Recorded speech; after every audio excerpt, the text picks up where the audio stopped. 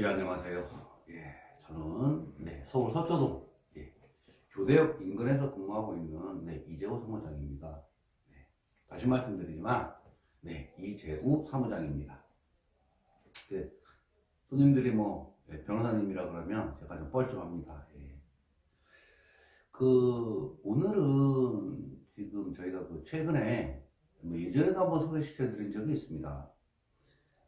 피상속인이 상속인인 아들이 아니고 며느리에게도 동시에 증여를 했을 때, 그럴 때 이제 피고 입장에서 어떻게 대응을 했는지 저희가, 그리고 1심 판결이 어떻게 됐는지에 대해서 한번 말씀드린 적이 있습니다. 최근에 항소심 판결이 끝났습니다.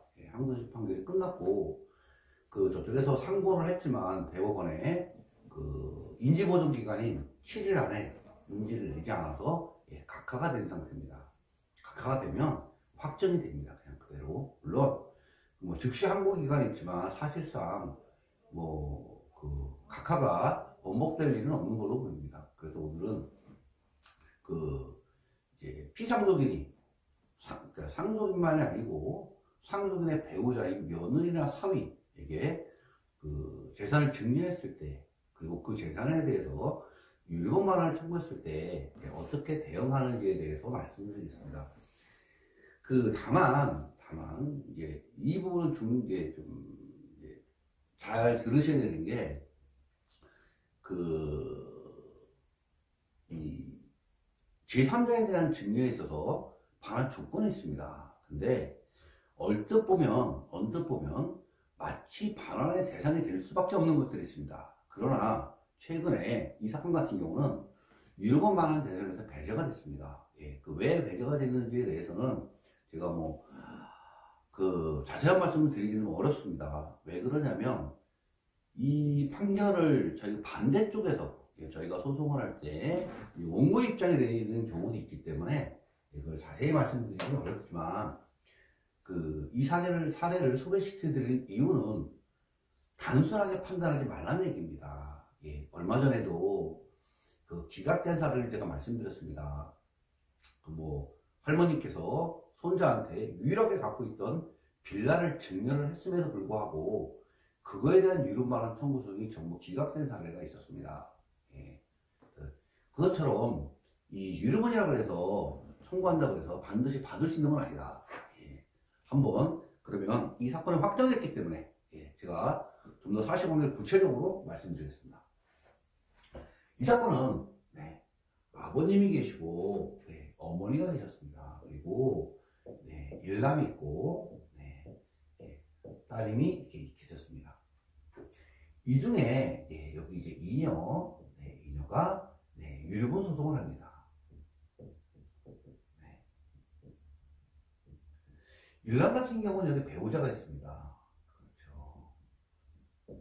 그렇죠. 재산 구성이 있죠. 그런데 이제 말씀드릴 게 이 아버님이 예전에 사망을 하셨고 어머니가 재산을 갖고 있었습니다. 이렇게 전체 재산이 있었는데 이렇게 보였습니다. 이게 11억입니다. 이게 19억이고 19억입니다. 자, 이 상태에서 이거는 이거는 며느리에게 증여했습니다. 그리고 이거는 아들에게 유언을 했습니다. 아들에게 이런 사례입니다. 자, 제3자 증여, 제 유튜브 강의를 보시는 분들은 제3자 증여인 경우는 상속 개시로부터 1년 이전에 증여된 것은 원칙적으로 유료분 반환 대상에서 배제가 됩니다. 자, 며느리는 상속인이 아닙니다. 따라서 1년 이전에 증여한 것만 있네. 자, 그러니까 무슨 얘기냐면 신고관계는 아셨죠? 헷갈리십니까? 자, 여기가 증여가 일어납니다. 며느리한테. 자, 그리고 여기서 사망을 하십니다. 근데 이 기간이 1년, 1년이 지나서 이렇게 사망을 하시고, 그러니까 이거는 당연히 1년 이전입니다. 이렇게. 1년 이전입니다. 이런 경우는 원칙적으로 이 며느리에 대한 증여는 유류분 반환 대상에서 배제가 됩니다. 다만 그러면 뭐 그 이전에 다 증여하면 되지 않느냐라고 생각하시지만 예외가 있습니다. 왜냐면 이 이전이라 하더라도 1년 이전이라 하더라도 유류분 권리자, 유류분 권자를 해야 할 것을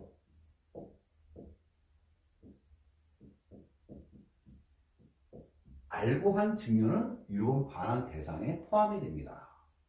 자, 그러면 유류분권자를 여기 딸이죠. 유류분권자인 딸의 유류분을 침해할 의사로 했는지 안 했는지 그 마음을 어떻게 합니까? 모릅니다. 모르기 때문에 객관적 정황을 봅니다.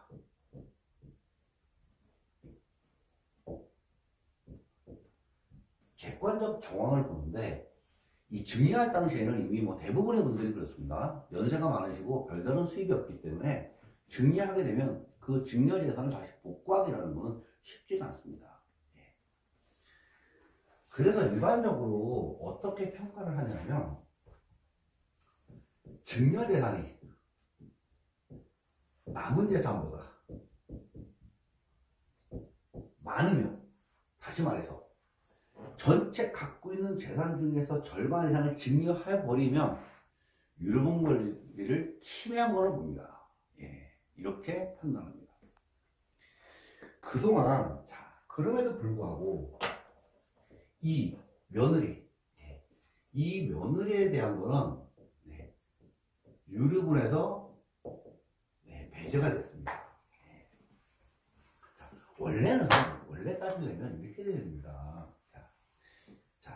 이게 만약에 19억, 총 합치면 20, 30, 1, 2, 3, 4, 5, 49억입니다. 이걸 합치면 49억에 6분의 1이면 6, 5, 5, 6, 30, 6, 6, 30, 6, 7, 42, 6, 8, 48. 8억이 되겠죠, 여러분. 이 며느리의 며느리가 증여받은 재산이 기초재산, 유류분 반환상에 포함이 된다면 8억을 물어줘야 됩니다. 근데 만약에 이게 빠지면 이게 기준이 되기 때문에 30억입니다. 그렇죠? 곱하기 6분의 1이면 5억이 됩니다. 며느리께 들어가면 8억이고 며느리께 빠지면 5억입니다. 실제로 저희 사건에서는 며느리가 이 판결이 이쪽으로 났습니다. 이렇게 났습니다. 이게 물론 이제 일반적으로 뭐 법률 이거를 많이 공부하지 않으시고 실무가 많이 접해보지 않은 뭐 일반적인 분들은 당황할 수도 있습니다. 아니 19억인데. 그러나 이게 유류분의 법리는 또 상식과는 조금 틀립니다. 여러 가지 대법원 판례가 있고 하급심 판례가 있고 계산하는 한식이 다르고 사안사안마다 좀 틀리고 이렇기 때문에 이런 부분이 이제 반영이 돼서 물론 이 19억이 모든 사건에서 며느리가 많이 받았다 하더라도 이런 거죠.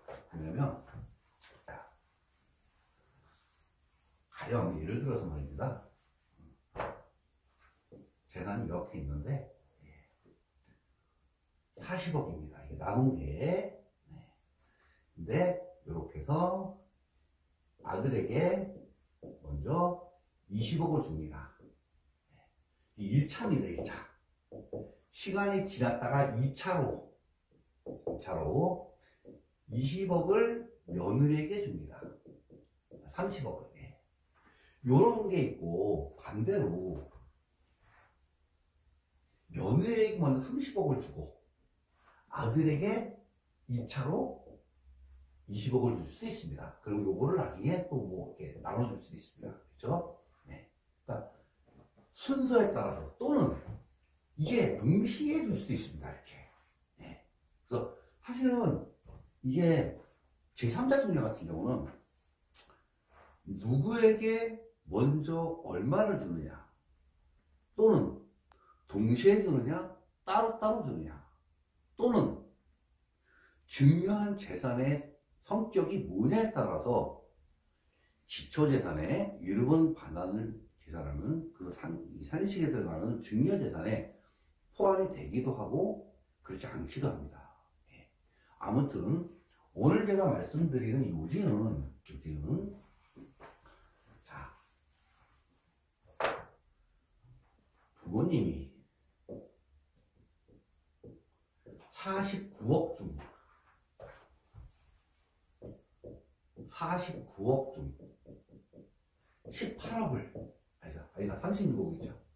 38억 38억을 아들과 며느리에게 동시 증여한 경우에 대부분의 분들이 며느리에게 증여한 19억도 유류분 반환 대상에 포함이 돼야 된다고 하지만 그렇지 않을 수도 있다는 얘기입니다.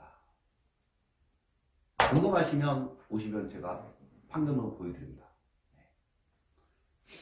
아무튼 유류분이라고 해서 그러니까 제가 드리는 얘기는 이 며느리가 상당한 거액을 받았다 그래서 그것이 곧 유류분 반환 대상으로 삼을 수 없다는 얘기입니다. 물론 저희가 부처 사건 같은 경우는 며느리가 40억을 받았습니다. 40억 2억씩 될 겁니다. 예. 이거 증여를 받았습니다. 예. 이 부분에 대해서 저희가 유류분을 받았습니다. 유류분을 이때는 받았습니다. 저희가. 왜 그러냐면 사실은 이렇습니다. 그러니까 유사한 사례라 하더라도 어떤 방식으로 주장을 하느냐, 그 가닥을 어떻게 잡고 이 법리를 어떻게 구성하느냐, 그리고 재판부를 어떻게 설득하느냐에 따라서 며느리가 증여받은 게 포함이 되기도 하고 빠지기도 합니다. 그래서 이 하나의 판결문만 보고 마치 그것이 모든 사건의 통용이 된다고 생각하시면 오산입니다. 정리합니다. 며느리와 아들에 대한 증여가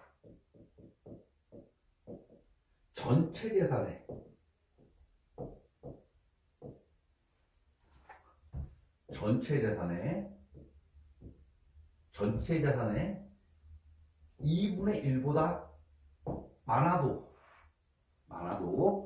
유류분 반환 대상에서 며느리는 빠질 수 있습니다.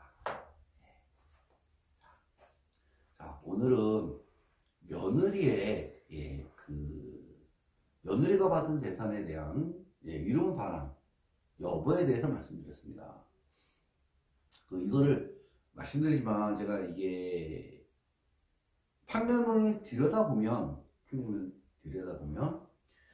이게 굉장히 그 법리가 복잡합니다. 이게 생각보다는. 저도 이렇게 보고 이게 이렇게 해서 이런 논리로 이렇게 가는구나 라고 판단을 했습니다. 그러니 이게 뭐 그러다 보니까 사실은 이게 아까 조금 전에 말씀드렸지만 저희가 원고인 경우가 있습니다.